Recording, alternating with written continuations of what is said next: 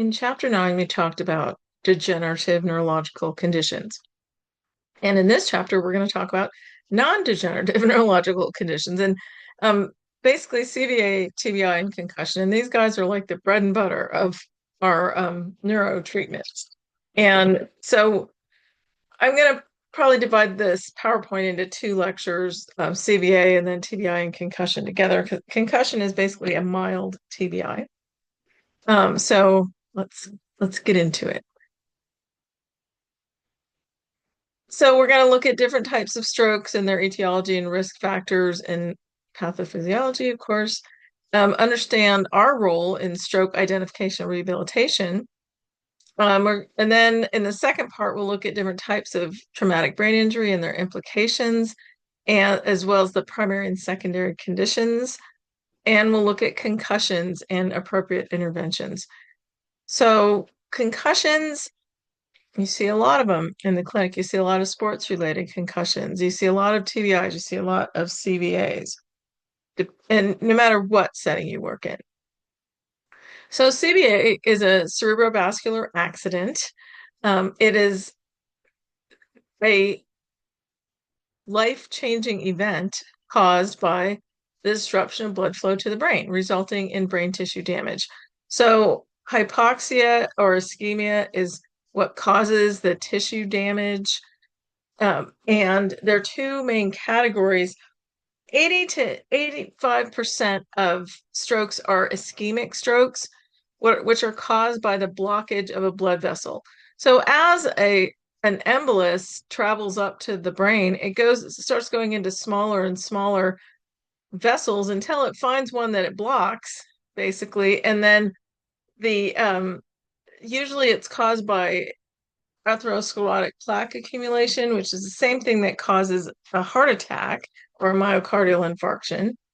And it's a similar thing. So you can think of a CVA as a brain attack. The embolism usually originates in the heart or other vessels.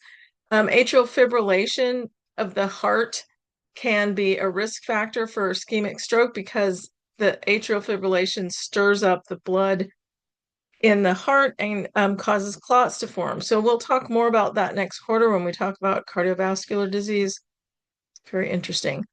So an ischemic stroke results in tissue hypoxia and necrosis because some cells die from the hypoxia, some cells die from the release of exudates from the destroyed cells, and we get that liquefactive necrosis.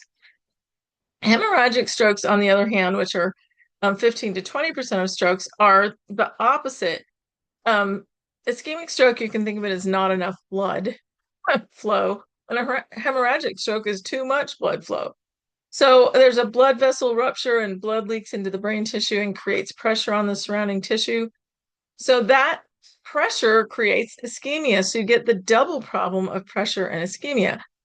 So the severity of the stroke is going to depend on the location of the damage, the extent of the tissue affected, and the time elapsed before medical intervention begins. So back in the olden days when I was an EMT, there wasn't anything they could really do for strokes. And so you'd bring people to the hospital and then they would just observe them and monitor their vitals and everything. Now there's a lot they can do, and the sooner you get them in, the better. If they have an ischemic stroke, they use the clot busting drugs to hopefully prevent more damage. And if they have a hemorrhagic stroke, they can go in there and surgically stop the hemorrhage to prevent more damage. So the sooner that someone can get in, hopefully the less extent of the damage and the less tissue is affected. So the pathophysiological process for an ischemic stroke, and this is the most common type, is vessel occlusion. So either an atherosclerotic plaque or an embolism, usually from the heart, blocks a blood vessel. So you lose perfusion of oxygen and no glucose. The brain needs glucose. And so the cells die. The brain cells just can't maintain their normal metabolism. And so neurons will die within minutes of oxygen, without oxygen and glucose, of deprivation of those two things. So tissue necrosis happens and the affected brain region ceases to function. So whatever function that region was taken care of doesn't work anymore. The sources of occlusion can be a thrombus, an atherosclerotic plaque, progressive narrowing, a local clot formation, or a clot in the common carotid arteries, which blocks off um, the supply. Um, the embolic strokes, the clot travels from a distant site. So it often originates from the heart because of AFib, like I was saying. The onset is typically sudden. And you can also have a clot that originates from somewhere else that works its way up to the brain. So that's not good. But the thing, sort of the catchphrase is time is brain. Every minute of delay for treatment, 1.9 million neurons are lost. So time is brain. If you're losing time between getting treatment, you're losing brain cells. So with hemorrhagic strokes, you can either have intracerebral, which is within brain tissue, and there's direct tissue damage, and there generally is a mass effect, or it can be subarachnoid between the brain and the skull. So in the meninges in the CSF space. And the most common cause of intracerebral hemorrhages are arteriovenous malformations or hypertension. Just high blood pressure can cause an intracerebral bleed, or rarely over anticoagulation. Someone's being treated with anticoagulation therapy, and if they get too anticoagulated, things bleed. So that's pretty rare, but the arteriovenous malformation is usually the common one, and that is you're usually born with it, and it's just waiting there until enough pressure is put on it that it bursts. So usually, normally the artery comes in, there's a capillary bed, and then the veins go out. And an arteriovenous malformation, there's something wrong with that structure, and it's weaker. It doesn't take as much pressure. With the subarachnoid hemorrhagic stroke, aneurysm, rupture, or trauma can cause those. So the key difference is, unlike an ischemic stroke, a hemorrhagic stroke can't be treated with blood thinners or those clot busting drugs because that would worsen the bleeding. So never use blood thinners for hemorrhagic stroke because you don't want it to bleed more, you want it to bleed less. Stroke risk factors. The primary risk factor for stroke is hypertension. 78% of people that are admitted to the hospital with a stroke have hypertension, high blood pressure. It's the single most important modifiable risk factor for both ischemic and hemorrhagic stroke. And a lot of people, like myself, are reluctant to go on medications, especially ones they have to stay on forever. But you get to a point with hypertension where it's better to take a pill than have a stroke. Taking a pill doesn't upset your life at all, but having a stroke drastically changes it. So, hypertension damages vessel walls. Smoking is a modifiable risk factor. It increases clotting risk. Diabetes mellitus accelerates atherosclerosis. So you can't make yourself not have diabetes, either type, but you can keep it under control. Hyperlipidemia, which sometimes genetic, causes more plaques to form inside your arteries. Obesity, multiple mechanisms can cause obesity, and that is a modifiable risk factor. Atrial fibrillation, which makes emboli that travel up to the brain, maybe. And that is a modifiable factor. It can be treated. Physical activity, you know, that's what I'm always saying, that you need to increase the amount of time you spend with your bottom away from the chair, or however you do that. Non-modifiable risk factors: age, your risk doubles after each decade after 55. That's a drag, but can't do anything about it. Gender, it's higher, the risk factor is higher in men until menopause, and then men and women sort of equal out. Race or ethnicity. There's a higher risk in African Americans. Family history, genetic predisposition. If a lot of people in your family have had strokes or heart attacks, they're kind of related. That is a non-modifiable risk factor. So pick your grandparents well. If you've had a previous stroke or a transient ischemic attack, which is where you have a slight blockage and then it goes away, you have a higher risk for having another stroke. While most strokes occur in older adults, they can affect people of any age, including infants and children. So, in younger patients, they're generally caused by vascular malformations and aneurysms more commonly. Sometimes pregnant women will go into labor and have a stroke when they go into labor because of the additional pressure on usually a vascular malformation or aneurysm. So, that's never good, but it happens. So recognizing stroke, we're going to use the FAST emergency identification protocol, and it's quick identification. So at the F in FAST stands for face. Is their face drooping? Ask them to smile. Is it uneven or lopsided more than usual? A is arms, arm weakness. Ask the person to raise both arms. Does one arm go up and the other one doesn't? Speech, having speech difficulty. Ask them to repeat a simple phrase. Is it slurred or strange, or do they not understand what you're saying? Time, time to call 911. If any of those signs are present, note the time that the symptoms started and get them in ASAP because time is brain. Remember that.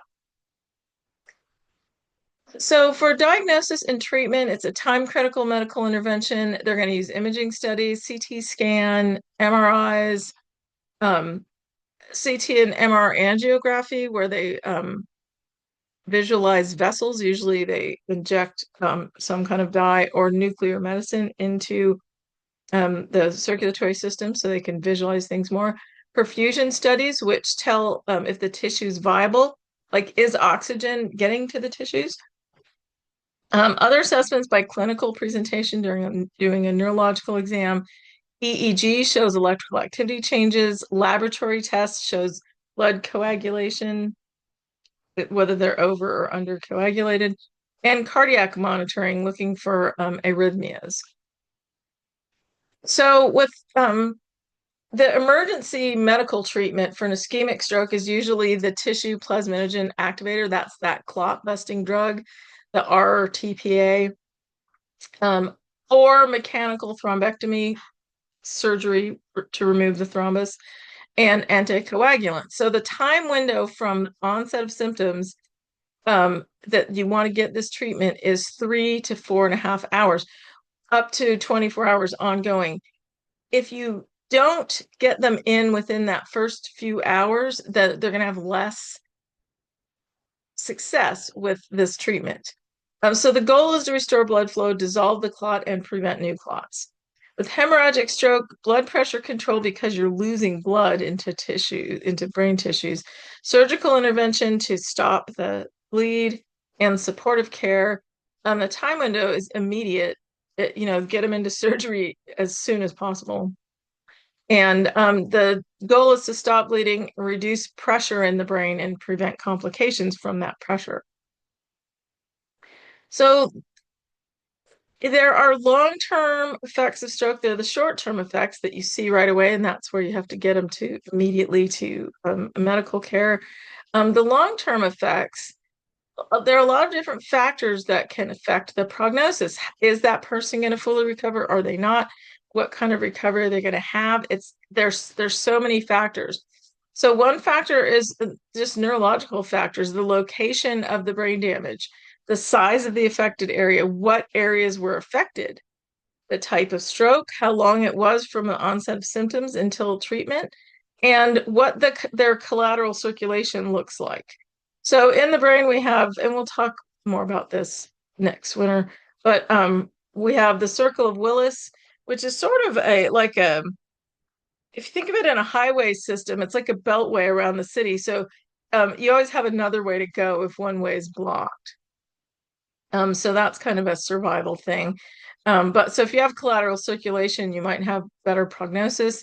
The patient factors that affect prognosis and recovery age at the time of stroke, pre-stroke functional level comorbidities, motivation and family support, huge, huge factor, and access to rehabilitation. So if people can start on early rehabilitation, they can have good recovery, and motivation and family support make a big difference.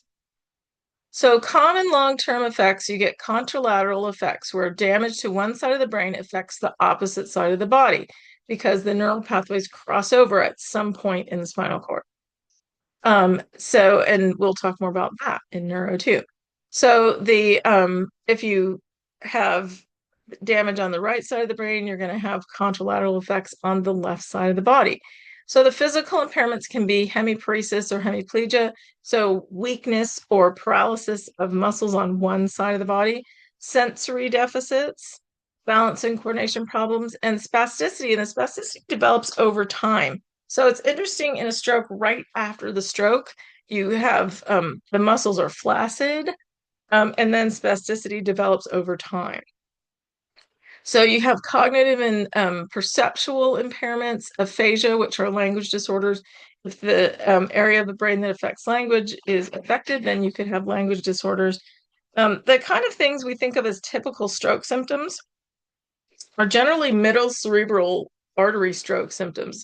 About 60% of ischemic strokes are middle cerebral artery strokes, and so that's why we think of those symptoms as typical. They can also involve visual field deficits, cognitive impairments, and mood changes or depression. So in neuro, when we're talking more about this, we'll talk about what area of the brain affects which of those cognitive and perceptual deficits.